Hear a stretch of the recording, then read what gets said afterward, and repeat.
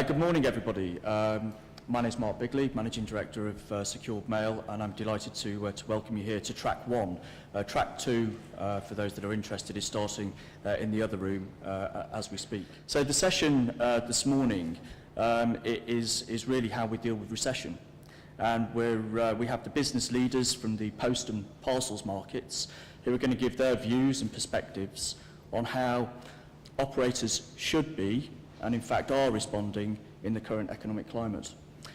So first off, we have Joseph Santo. Joseph is going to talk to us about a Chief Executive's toolkit for postal and express companies to deal with the recession. Joseph is a principal in Booz Company's global postal and logistics team. He advises clients throughout Europe, the Middle East and North America. He focuses on strategic transformation and large-scale restructuring programs in the postal, express and logistics market. And before joining Booz Co, Mr. Santo earned his MBA from Harvard Business School. And he's worked over 9 years in the transportation industry. So, Joseph, over to you. Thank you.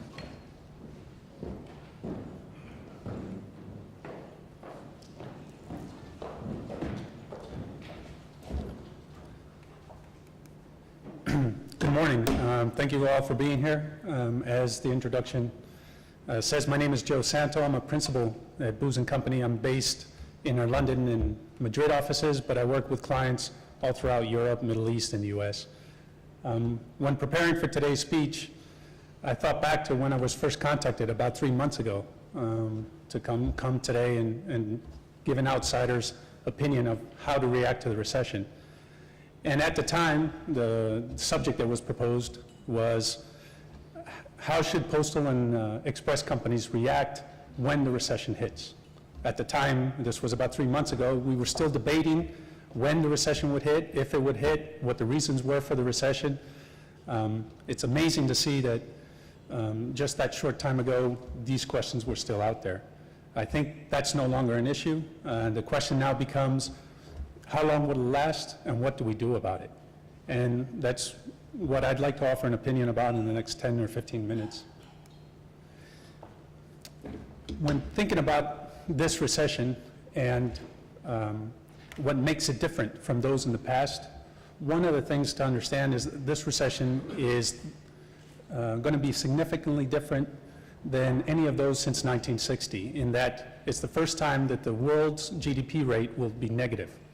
That did not happen either in the first oil crisis or the second one. It did not happen during the Japan bubble or during the dot-com crisis. So this is a significant recession. When trying to estimate what that means going forward, what we did was we also looked back at the stock market and seen how that reacted in different cases. And past trends, although they're no guarantee of what will happen in the future, suggest that the current recession will last quite a while longer. If we look back either to the Great Depression or to the Japan bubble, both of those took 3 years before the market reached the bottom. This recession happens to be following the same sort of path, which suggests we still have a little ways to go before reaching the bottom. Even after that, 5 years later, the stocks were 50% lower than they were before the recessions began. So I don't want to be a bearer of bad news, but it seems like we still have a ways to go. And all of the forecasts suggest that that's still the case. So if there's still a ways to go, what do we do about it? First, a key element that we see as necessary is a fact-based and unbiased assessment of where the company is starting from. What's the status quo?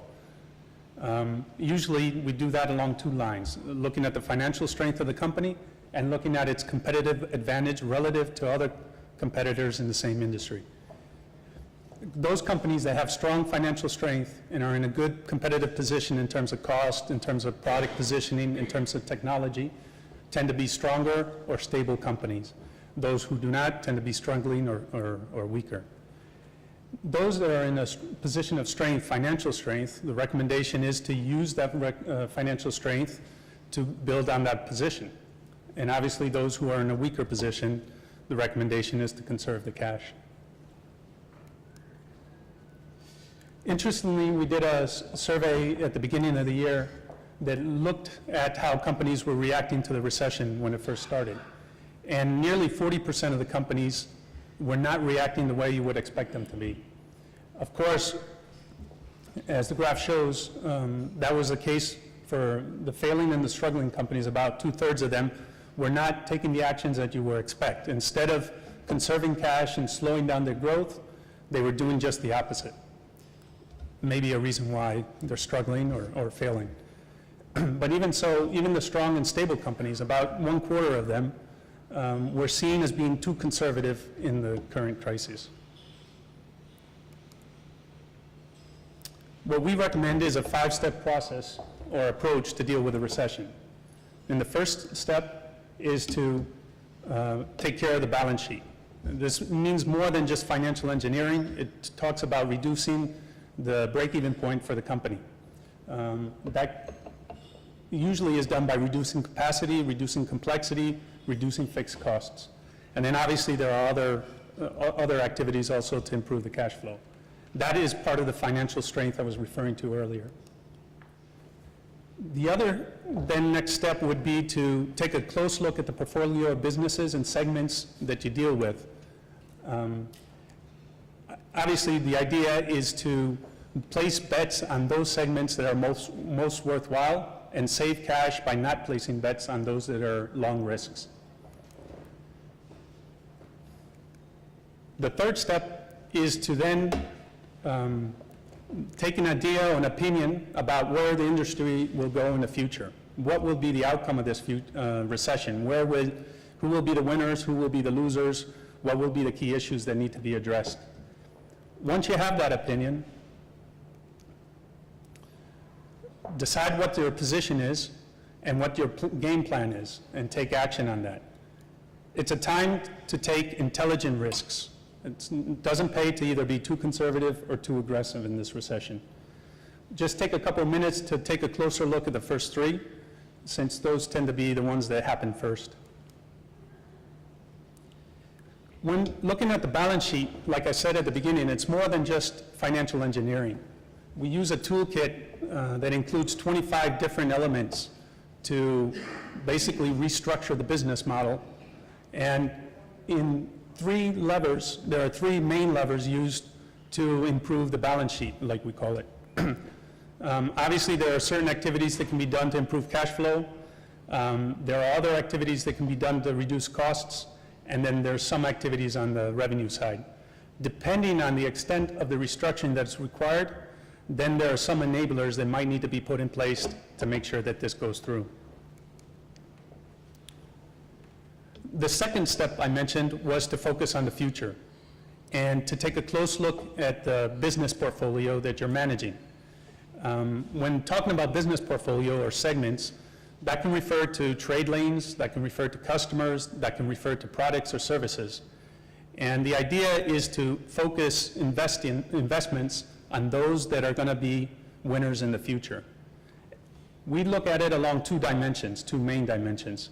One is the marketability of that segment, and 2 is the strategic fit of that segment with the company's goals or objectives. For those where the market undervalues that segment and where it's a core element of the business, we suggest that that should deserves additional investment. It's important to keep investing. Those that either the market values more highly than we do or are not strategic fix for us, then should be sold off in order to protect the core business. When discussing that with our clients, we often get asked, how do we know which segments or which customers or which industries are going to recover more quickly from this crisis? That would help us in determining which of these segments to invest in and where to prioritize our sales force or where to prioritize our marketing. Obviously, there are quite a few analyst reports out there that talk about industries in general or talk about customer groups in general. What we've developed is a more tailored approach for each specific company.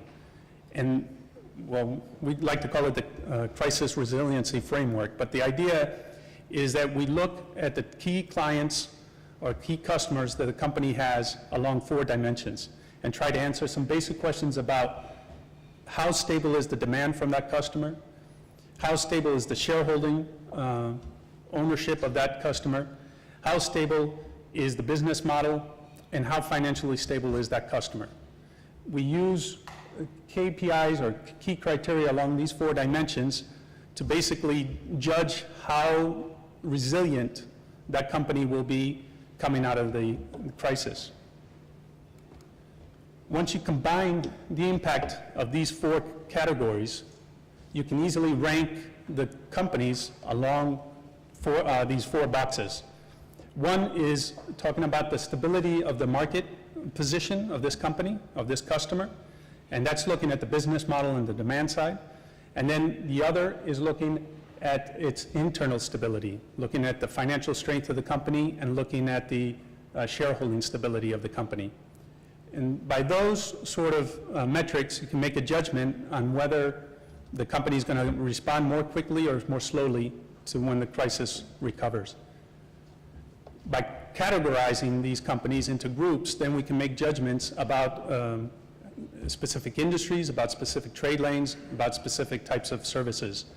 And again, this is a more tailored approach to the company rather than a generic statement about how quickly the telecommunications industry will rebound. The third step we talked about was having a judgment about the future and having a viewpoint about where the future will take us in this industry. Obviously, there's always the discussion about the consolidation. When the demand drops, that's a normal thing to discuss, and it has to be, each company has to form its own opinion about where it's going to stand in that game. Is it going to be a buyer? Is it going to be a seller? But other than that, there's also other key issues that need to be addressed, namely these mega trends that we've been dealing with for the last several decades. Talking about peak oil, talking about sustainability, talking about deregulation, and others of that nature.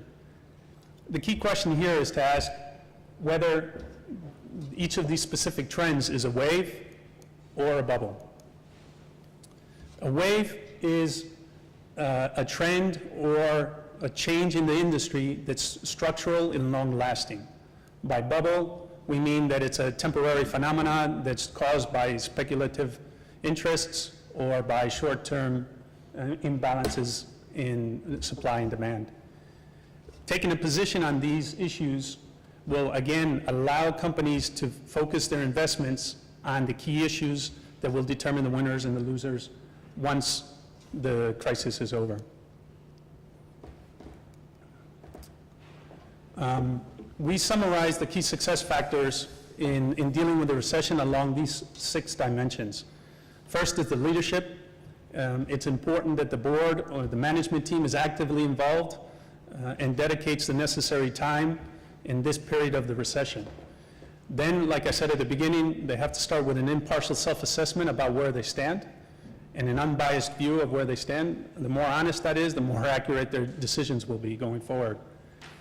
Then look for innovative solutions and take quick action on those solutions. It's not a time these things move quickly, and it doesn't allow us a lot of time to think through everything to the last detail. But it's important to take action. In many cases, the worst thing to do is nothing. So once that decision is taken, then put into place the program structures to make sure that the programs are implemented and to manage the stakeholder groups appropriately. Just a little pitch about Booz & Company for those who don't know us. We're a general management consulting firm, 3,300 employees around the world. We work with several different industries, one of which my interest obviously is in postal and logistics. And we've been working with clients dealing with the recession, and a lot of these insights come from those projects we've done. Thank you very much for your attention. I believe there's a Q&A after the 4 speeches, so I look forward to your comments. Thanks.